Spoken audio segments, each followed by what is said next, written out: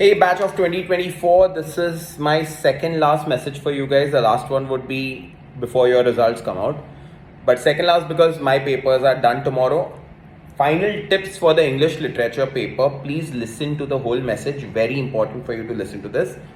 I'm starting with the reading time. You enter the hall, whatever. My advice, by the way, is I don't know when you're going to listen to this message, but if you listen to it tonight, then you shouldn't be touching English from now onwards until tomorrow morning before you enter the boards.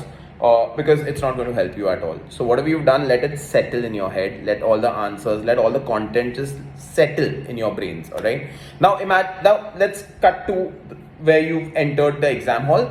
You've entered the hall. You are seated. Bell goes off. You have 15 minutes to read the paper. Start with the MCQs only. Don't try to pick your options. Just start with the MCQ section and read every option carefully.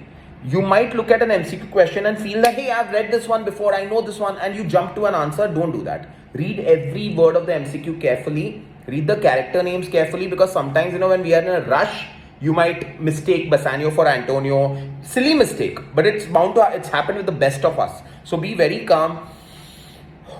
Take a deep breath. Look at the answer. Register the answer. Let the answer register in your head, and then move on to the next question.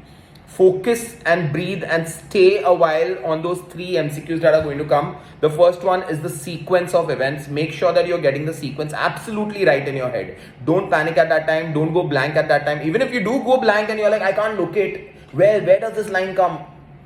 Breathe. Breathing solves half of your issues. Trust me. If you've read it once, it's somewhere in your mind. You just need to locate where that is and let your brain do the work. Just stay calm. Get the sequence wala answer right. Come to the reasoning and assertion wala. A lot of people mistake example for cause. They are 2 different things. Alright. A classic example would be an angry athlete is an athlete who will make mistakes. Statement 1. Jesse Owens was no exception. Statement 2. 2 is an example of one. It's not a reason of one. It's an example. But a reason would be he had lived by his brainless craft and ferocity, and he had prospered. And fending off carnivorous animals, carnivorous fish and birds, he had grown to his big length. So 2 happens because of 1, right? So 1 is the cause for 2. Now that's a classic example of cause. Like also, yeah, Maggie, like Margot. Let's take Margot. Margot ka cause is very easy to explain. Like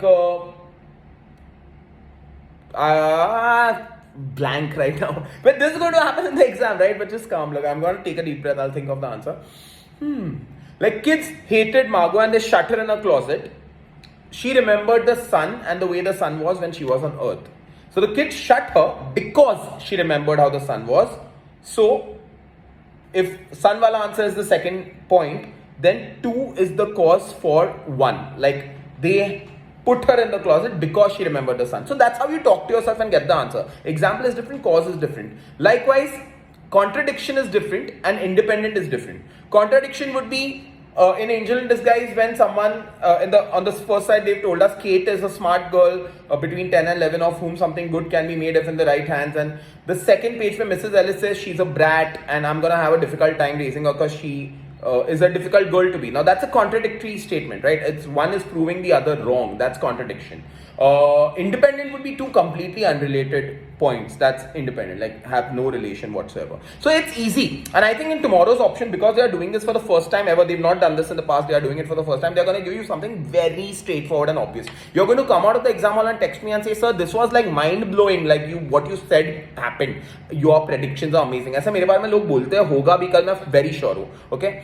Next thing is your figures of speech. Now remember that dominant figures of speech and not so dominant figures of speech. The dominant ones are metaphors, simile, personification, hyperbole, alliteration. The not so dominant ones are all these weird ones like caesura, enjambment, pathetic fallacy, anaphora, repetition, inversion, antithesis, oxymoron. They're all easy ones. I'm just quickly summarizing everything. Simile is when 2 things are used compared using as or like. Metaphor is when 2 things are compared without using as or like, which means you're directly. A cage bird is a metaphor for African Americans. That's a metaphor. Bars of rage That's a metaphor. The bars of the cage have been compared to his anger, the feeling, the frustration. That's a metaphor. Personification is when human quality is given to an inanimate object, which is the waves beside them danced.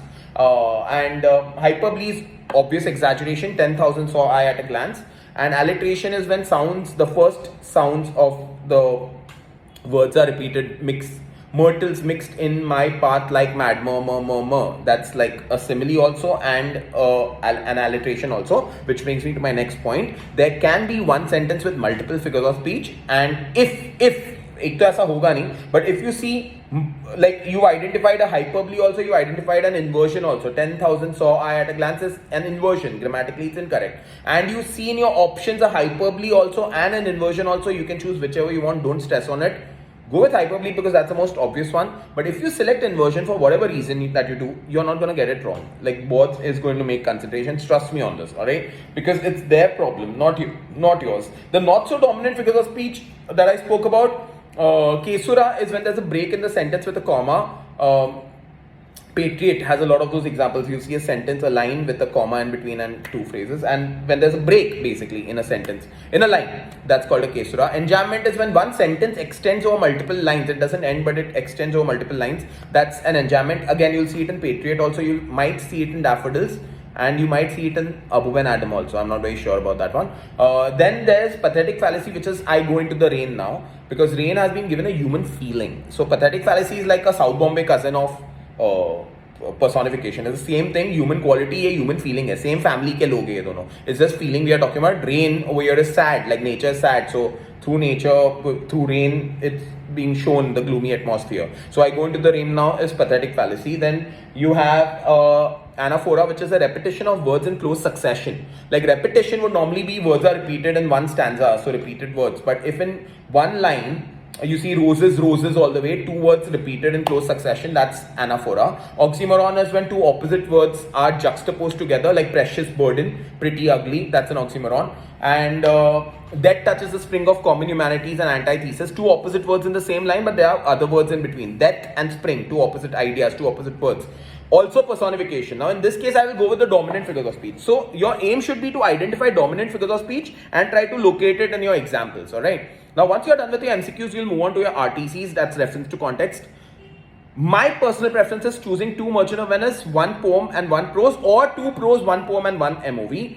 Do not attempt an extra question. It's frowned upon by boards. Never do it. Alright, choose your options wisely and stick to only those questions that are asked. Like 4 options you have to write. So 4 16 marks and 1 16 mark MCQs. That's it. 5 questions allow paper mein hona nahi chahiye. When you write your answers, please make sure you write it in points. Alright, answers have to be written in points, not as long paragraphs. Sentence framing ka koi marks nahi hai. So if you write longer sentences, you're not going to get marks. You're going to get marks for the keywords. Keywords is textual language. That's another thing kids ask me. Sir, should we speak in our language? Can we explain it in our own words, or should we stick to what's written in the textbook? You should do the latter. Stick to what's written in the textbook. And it doesn't matter how lengthy or not lengthy your answer looks, alright? You should not look at the marks and answer. You should think of all the points in your head. Like, why does Jesse Owens hate Hitler? So the points will start, you'll think, where do the points start? The points start where he saw a tall jumper hitting the pits at 26 feet in his practice sleeves, almost 26 feet in his practice sleeves. He turned out to be a German named Lutz Long. Hitler had kept him under wraps, evidently hoping to win the race, the jump with him. If Long won, it would add some new support to the Aryan superiority theory. He was angry about Hitler's ways. That's it. Those are your points. So think of all the points. But if I get a question, who was Jesse Owens' rival? 3 marks ke liye. Jesse Owens' rival was Lutz Long. But think that in the whole RTC, is Lutz's description given anywhere? If not, then I'll add that also, just to be on the safe side. Like, it's related, right? Lutz Long is him. He's a German tall jumper. He had friendly blue eyes, chiseled face, blah, blah, blah. I give his description. It's related. So think of all the points that you can think of. But remember, in one RTC, one single 16-mark answer, same points won't repeat across multiple questions. That can never happen. That means you misunderstood a question. So read questions carefully. Think of answers carefully in your head. MOV especially. You should have the whole play unfolding in front of your eyes when you're writing it. Questions are objective in MOV. Who says this line? Whom does he talk to? When does this character speak? Where does the scene take place? What happens after this? Who enters after this? Why did he do this? These are basic questions. If you understood the play, you'll be able to tackle it.